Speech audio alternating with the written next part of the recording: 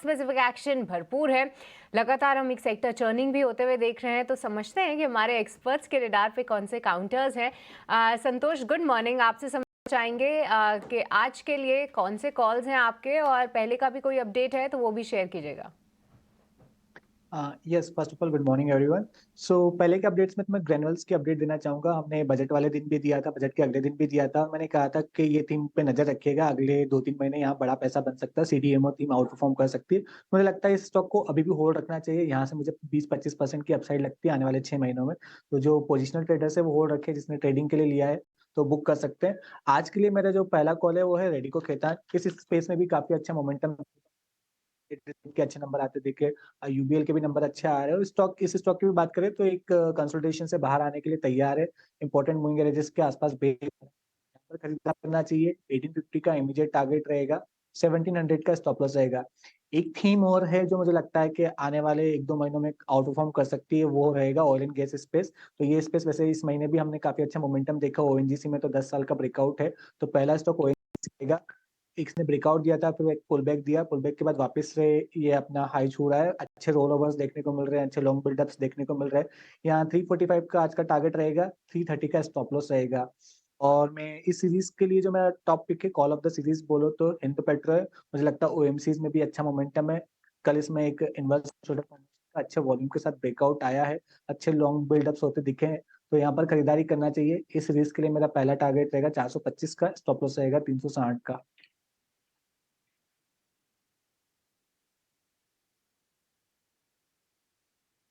तो ये हैं 2 कॉल्स संतोष जी की तरफ से। अंशुल जी, आप भी बताइए अपने ट्रेडिंग कॉल्स आज के लिए।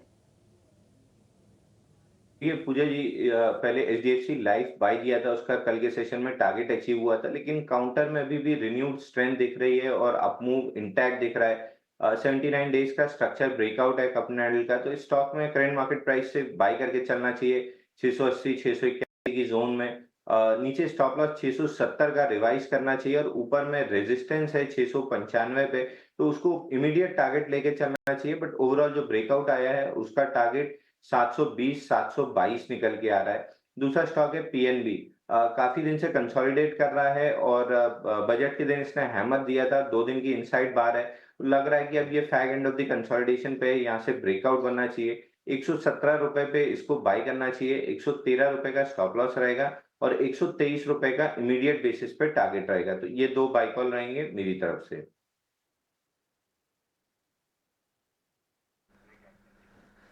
ठीक है, तो ये अंशुल जी के शेयर हो गए। पिक ऑफ द सीरीज लेकिन अंशुल जी आपका रह गया। ये आपके शेयर तो चलिए हमने नोटिस कर लिए, पीएनबी हो गया, एचडीएफसी लाइफ हो गया। अगर हम पूरी सीरीज की बात करें, अगस्त में कहां पर आपकी नजर रहेगी, उम्मीदें कहां पर हैं? अभिषेक जी, देखिए लास्ट सीरीज के कॉल में एम्फेसिस हमने दिया था 2440 में, और उस स्टॉक ने 2440 से 2940 तक का हाई बनाया था। सिमिलर डेटा अब 2 स्टॉक्स पे दिख रहा है, लेकिन उसके पहले एक सेकंड समय दूंगा कि एफआईआई का डेटा नोटिस करा दूं आपको कि हम बात कर रहे थे कि एक्सट्रीम ओवरबॉट में है पोजीशंस। मार्केट में केवल 1.6% की गिरावट आई है और एफआईआई इंडेक्स पोजीशन अगर देखें तो 5 लाख से 1,40,000 कॉन्ट्रैक्ट पे आ गए, यानी ऑलमोस्ट ओवरबॉट कंडीशन से नीचे आ गए, रेगुलर कंडीशंस पे आ गए। और केवल इंडेक्स की फ्यूचर पोजीशंस देखें तो ये 4 लाख से घट के केवल 62,000 रह गई है और निफ्टी में केवल 1.6% की फॉल है। यानी मार्केट ने अपने आप को टाइम वाइज करेक्ट कर लिया है। प्राइस वाइज करेक्शन की जो लोग एक्सपेक्टेशन रख रहे थे उनकी जगह टाइम वाइज करेक्ट कर लिया है। अब सिमिलर डेटा दिख रहा है एमजीएल पे। एमजीएल पे 95 डेज का बेस ब्रेकआउट है और नॉर्मली जिस ओपन इंटरेस्ट के साथ ये सीरीज की शुरुआत करता है, करंट एक्सपायरी उसकी जगह 67% हायर ओपन इंटरेस्ट के साथ शुरुआत कर रहा है। तो सीरीज के लिए एमजीएल बाय करना चाहिए 1750, 1690 का स्टॉप लॉस रहेगा और 1900 का बेयर मिनिमम टारगेट रहेगा। दूसरा स्टॉक रहेगा सिंजीन। यूजुअली ये जितने ओपन इंटेक्स से सीरीज की शुरुआत करता था, करंट सीरीज की शुरुआत उसके 56% हायर से कर रहा है, यानी बड़ी पोजीशंस बिल्ट है और 162 दिन का कप एंड हैंडल पैटर्न का ब्रेकआउट है। तो इस स्टॉक को भी 785 में बाय करना चाहिए, 735 का स्टॉप लॉस रहेगा और 885 ₹100 ऊपर का टारगेट करंट एक्सपायरी में मिल सकता है। तो ये 2 स्टॉक करंट एक्सपायरी के लिए रहेंगे। आपको सीरीज के लिए भी काउंटर्स मिले हैं, इस पे आप ध्यान रखिए। सिंजिंग खास तौर से परसों ही इसके नतीजे आए थे और उसके बाद एक अच्छा मूव देखने को मिला और अब अंशुल जी इस पूरी सीरीज के लिए मौजूदा स्तरों से 100 रुपए ऊपर के टारगेट्स बता रहे हैं, तो इस पे आप ध्यान रखिए। साथ ही एमजी पर भी आप फोकस रख सकते हैं। पर चलिए आज हमारे साथ एक और एक्सपर्ट जुड़ चुके हैं, अक्षय भागवत जी भी हमारे साथ मौजूद हैं। अक्षय गुड मॉर्निंग, बताइए आज नई सीरीज की शुरुआत हो रही है, किन स्टॉक्स किन सेक्टर पर नजर है आपकी और अपने ट्रेडिंग आइडियाज भी बताइए। जी गुड मॉर्निंग पूजा और सभी पैनलिस्ट को गुड मॉर्निंग।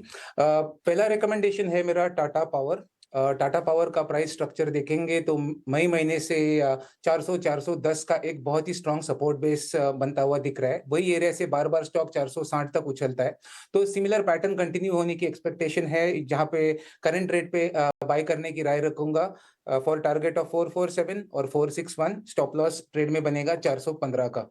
दूसरा ट्रेड रिकमेंडेशन है डीएलएफ में।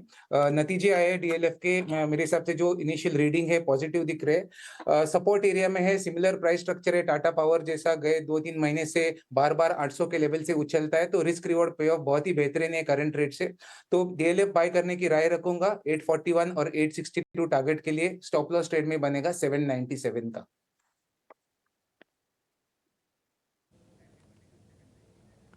ठीक है, तो ये हैं दो ट्रेड्स अक्षय जी की तरफ से।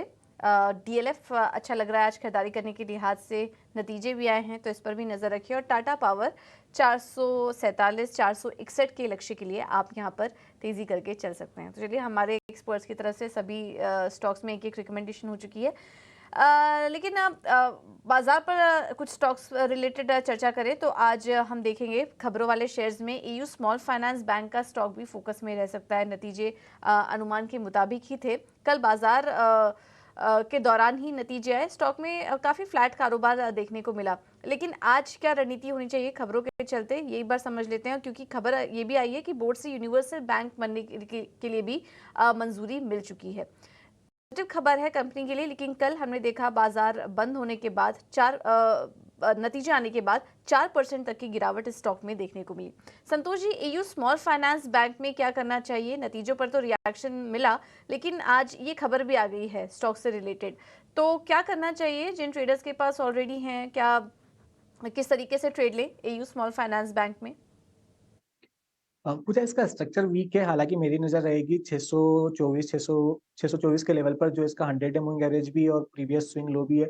तो अगर ये 624 बचाने में कामयाब हो जाता है तो एक रिकवरी देखने को मिल सकती है, लेकिन अगर ये 624 के नीचे फिसलता है शायद स्टॉक में गिरावट बढ़ सकती है। स्टॉक शायद आपको 600 के लेवल भी दिखा सकता है, तो वॉच कीजिए लेवल को। आपके पास है तो 624 के नीचे का स्टॉप लॉस लगा के रखिए। मेजर इसमें अपसाइड हमको 670 के ऊपर देखने को मिलेगा, जहाँ करीब इसका 200 दिन का मूविंग एवरेज आ रहा है।